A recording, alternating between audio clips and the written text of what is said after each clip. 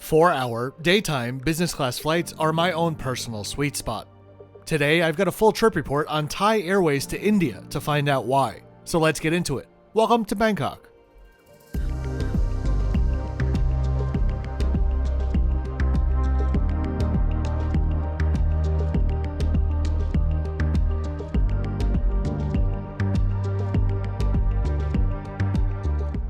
If you'd like to know the exact fare that I paid for my flight, or my next 5 videos in queue, please check out the description below. And if you're new here, hi there and welcome to the channel. My name is Kevin. I think that the world needs a bit more honest travel content these days, so I make airline trip reports, high-end hotel reviews, and cruise ship tours as well, all without invitation. I always film without the company's knowledge, and I self-fund my trips to be sure I get a true experience. Then, I give you nothing more than my own personal, honest, unbiased opinion.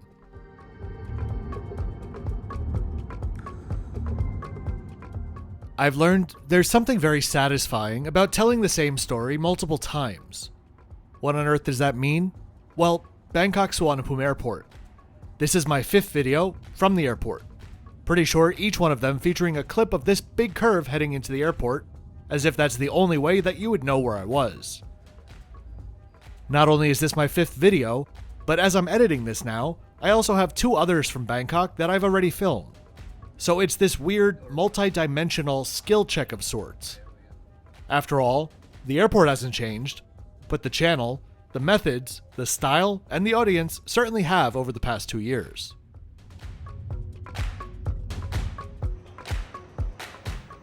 Anyway, sorry, I don't know where that sentimental moment came from. Here we are arriving at Thailand's largest airport at 4:52 in the morning.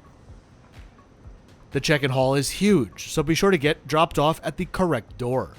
If you're using an app like Grab to come to the airport, you'll be able to search for your airline and door combination in the app directly.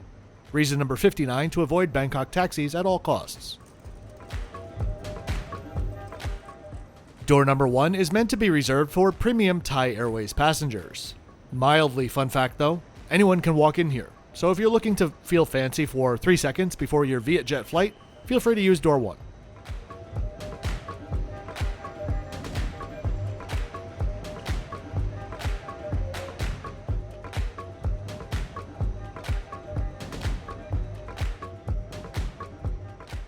Today, we'll be flying on TG 323, the 735 service to Delhi. At the time, one of 3 near-daily flights that THAI offers.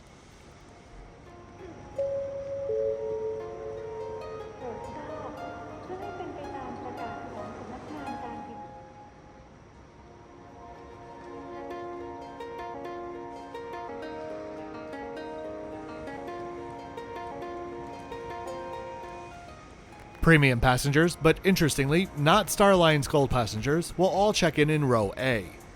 Nothing really that special about it, other than a few extra Orchids, shorter lines, and close proximity to one of the premium security lanes.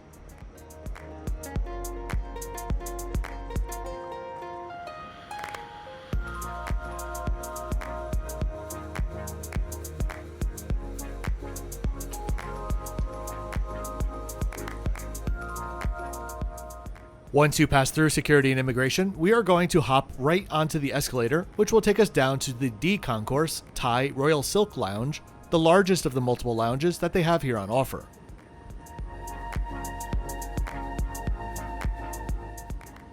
After checking in, I'd suggest turning right and heading to the Royal Orchid Lounge, which is just much fresher feeling and has designated spaces for both business class and first class passengers. The latter were a dwindling bunch at THAI, with their A380s and 747s having been retired. But there are now plans to reconfigure 14 of their 777s with the new first class suites, which were launched around a year ago. As we take a look around, let's talk THAI Airways, of course. They were founded in 1961 as a joint venture between Scandinavian Airlines and the domestic THAI Airways company. When first starting out, they had operational, managerial, and marketing support from SAS directly. With DC-8s, they began flying to Australia in 1971 and to Europe in 1972, with their debut in North America coming in 1980 with DC-10s. That was 3 years after the Thai government bought out SAS's remaining shares. Many people know that Thai Airways has had its fair share of financial difficulties over the years, much of which began with decisions being made in the 1990s. For example, the fact that due to their salary increases being purely based on length of seniority, many senior captains were earning more than the CEO. Also, their less than streamlined aircraft orders over the years. Have you ever been into one of those frozen yogurt shops where you put the toppings on yourself? You know, you get a reasonable amount of frozen yogurt in your cup, keeping in mind how expensive places like this are, and then you accidentally load on 18 different toppings until your cup doth spilleth over, and now your wallet is $83 lighter. That's kinda how Thai ordered aircraft for quite a while. Some have said that Thai's strategy in the 90s and early 2000s were simply to order every type of aircraft being manufactured. This led to a wildly inconsistent fleet that was famous for its last-minute aircraft swaps and high operating costs. Alright, as we head to the gate, let's do a bit of exploring around the terminal, one of the largest on Earth.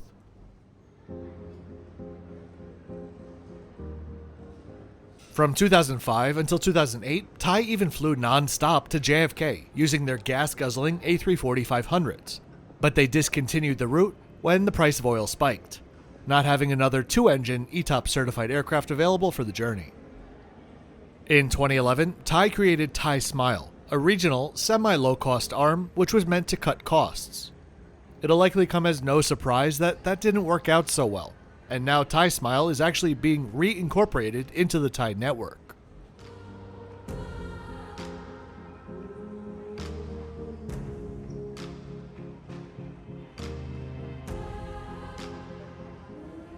Currently, Thai Airways has a fleet of 68 aircraft, including the narrow-body aircraft transferred over from Thai Smile. Previous to the reintegration, Thai Airways only operated wide-body aircraft. Additionally, they've got 21 aircraft on order, consisting of 12 A321neos and 9 more A350s.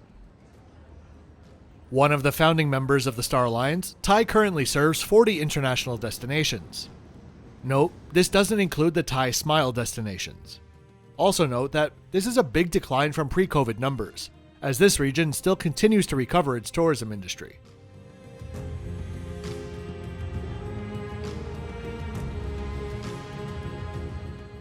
Always my favorite shot at Suvarnabhumi.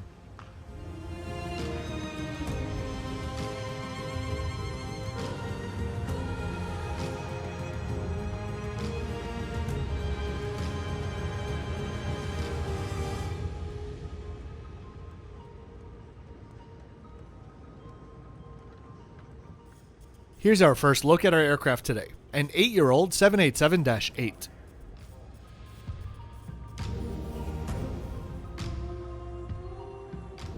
Gotta love that morning light.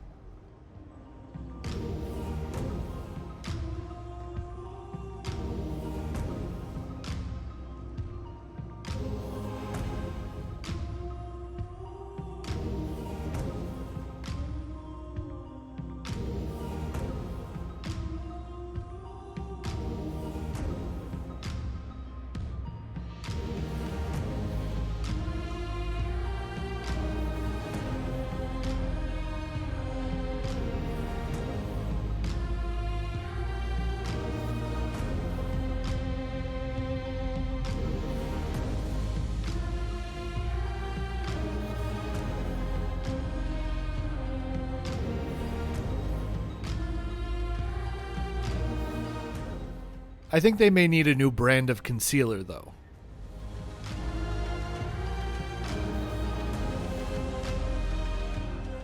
The gate area felt abnormally empty just a couple of minutes before we were meant to begin boarding, and that was no fluke.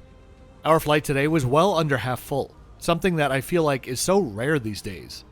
That also explains why this flight is not being served by a 787 anymore, but rather by a Thai Smile A320. Alright, time for boarding. Just on time.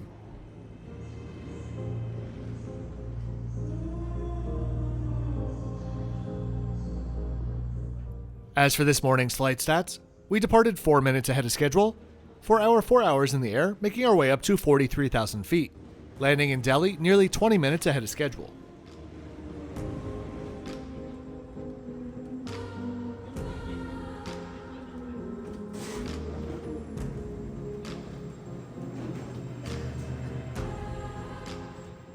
As I stepped on board, I was greeted by name and was guided to my seat for today's flight.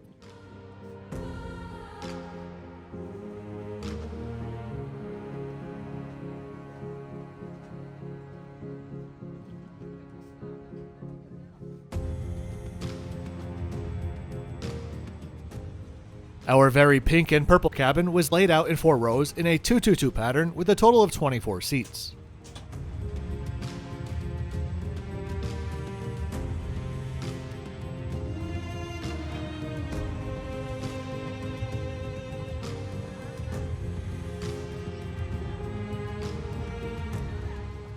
Now, before we all start talking about how this is a dated product, etc., etc., etc., let me just tell you that this flight, which had an aircraft swap, I think 5 times in the 3 months prior to departure, was supposed to be on a 777-200 with THAI's oldest business class cabin.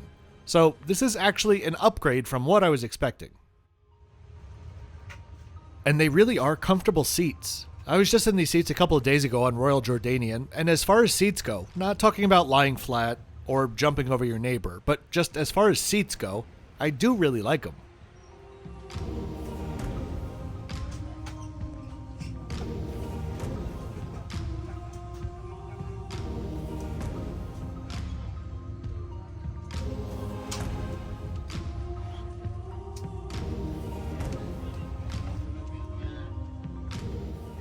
Pre-departure drinks were passed around along with cold towels. Champagne was offered, but I'm not generally a 7 a.m. boozer.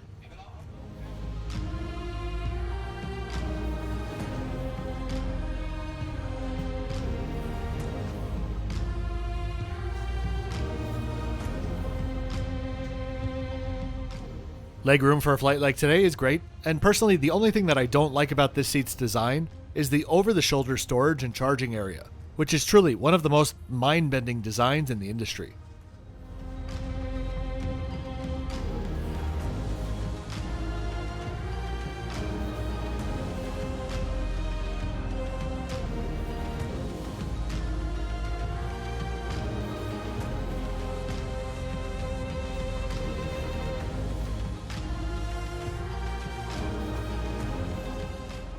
The colorful safety video began, and our nearly empty business class cabin pushed back. The economy cabin was pushed back as well, don't worry.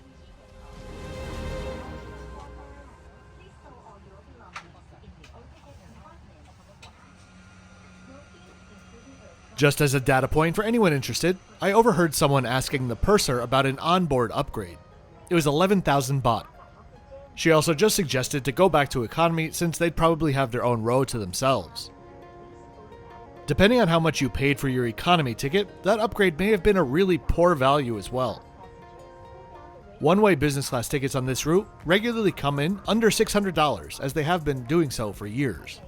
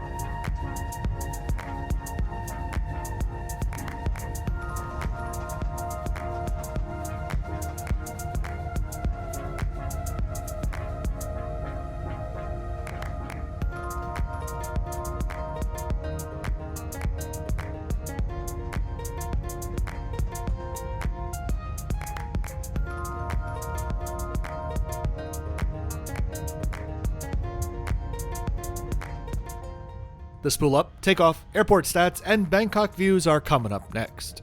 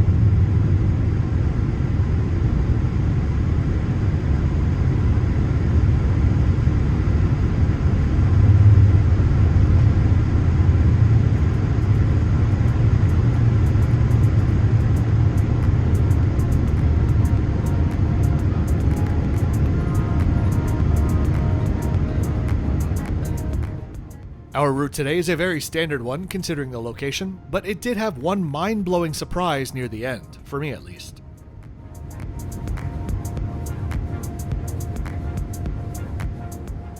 Let's take a look at the onboard comfort items. We had one of their signature, pleasantly plump purple pillows, along with a nice quality comforter to match.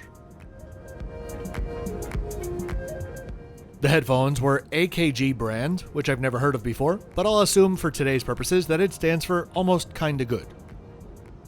I honestly don't know how this was brought out so quickly, but I think within a minute or two of the crew being released, I was brought out a much needed cup of coffee, which gave me the energy to take a look at today's onboard entertainment. Accessed from your wired controller, which I'm just realizing says 14 kilo on it. I wonder if they're going to renumber the seats the same way Singapore Airlines does, starting business class at row 11 regardless of the airplane. Now that THAI is bringing first class back, in this case 14 would actually replace 3. Anyway, not a whole lot of movies on offer, but it'll get the job done. Frankly, I couldn't tell you the last time I even attempted to watch a movie on IFE. This is my precious Netflix time, literally the only time that I watch Netflix. Oh, and the Wi-Fi was MIA.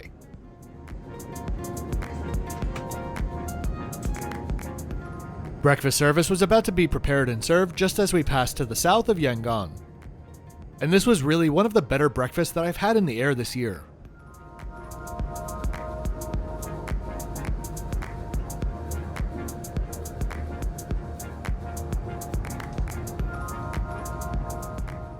The single tray service started off with a fruit plate, croissant, and yogurt. I've always been a big fan of their serveware.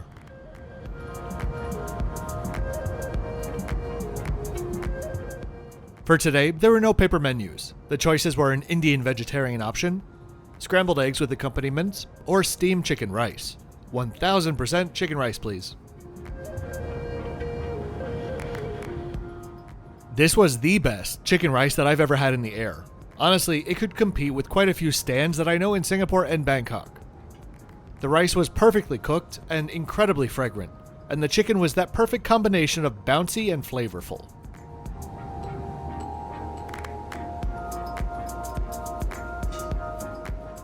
Here's how the bed looks in full flat mode, but I definitely won't be sleeping on this flight.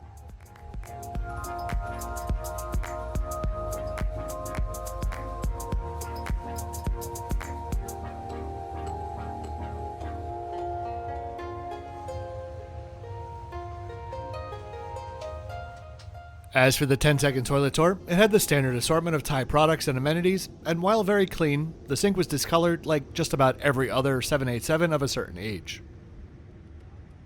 Okay, so first the mind-blowing part, and then the reason why I love 4-hour daytime flights so much. A bit before we started our descent into Delhi, we were cruising over northern India, and I noticed that we were flying over the Ganges River. I haven't been yet, but Varanasi has always been an incredibly interesting city to me. So I was trying to actually look for it out the window, when I noticed those pretty clouds out there. Except they are not clouds. Those are the Himalayas. Let me just say, I'm a complete geography nerd.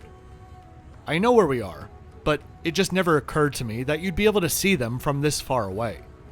It really was one of the cooler moments that I've had in the air, and I actually arranged my travels for next year in such a way that will give me at least a few opportunities to hopefully see them more up close. And lastly, why I love daytime 4-hour flights. So, obviously, I enjoy flying, as in literally love being in the air. Watching out the window, I love the sounds and the smells, most of them, and the experience. 4 hours during the day is the perfect amount of time that gives you just enough of it to sit back and relax a bit, even if you are filming a trip report at the same time. But it's short enough where you don't feel guilty for not even considering working on the flight for just a moment. It's a wonderfully self-indulgent 4 hours in absolute comfort. Alright, time for descent into Delhi. Interestingly, as far as air pollution fun facts go at least, but I've never landed in a place where you could actually see air pollution spread out into little patches of smog clouds. Actually, in the air, I didn't notice it, only when watching it at this faster speed. It does give some insight into the challenges with air quality in this part of the country though. In large part due to those beautiful mountains that I was drooling over. Alright, enjoy the landing and arrival stats.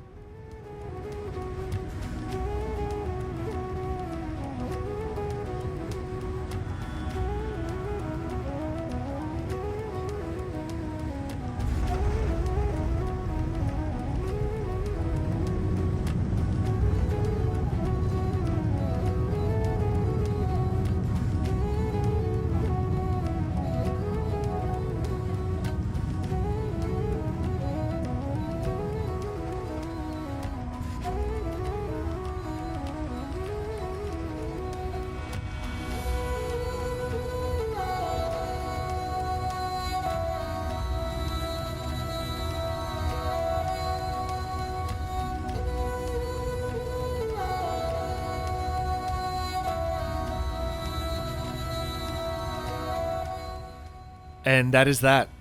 I should also mention, service on board was excellent. Truly, as good as I've ever had it on THAI.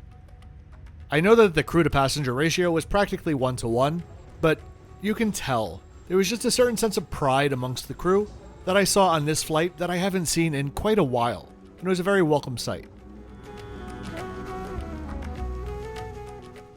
Lucky for me, arrivals in Delhi was empty at this time of the morning, and I was off to the baggage carousel in no time. I really do hope that you enjoyed this video today. If you did, please be sure to hit that thumbs up button and subscribe so you don't miss out on any of my incredible India content on the way. Honestly, even if you're here just for the trip reports, I highly suggest you tune in for some of these incredible hotels. I'll see you next time from the breathtaking Raffles, Udaipur. Oh, and thanks for watching until the end.